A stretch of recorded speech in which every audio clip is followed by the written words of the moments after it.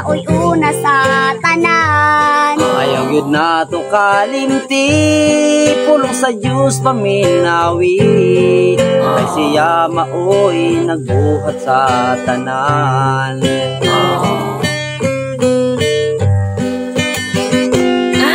Sa atong balaang kasulatan, diha mo masayran. Ang isaad sa atong Ginoo, dunay katumanan. Iyang pagbalik haduol na, mag-amputa nga to kaniya. Naunta kitang tanan panalipdan. Ug ayaw hikalimti ang tanan. Na kita buhat sa Diyos lamang. Sundon ta ang tanan niyang sugo. Kay kini kinabuhing way katapusan.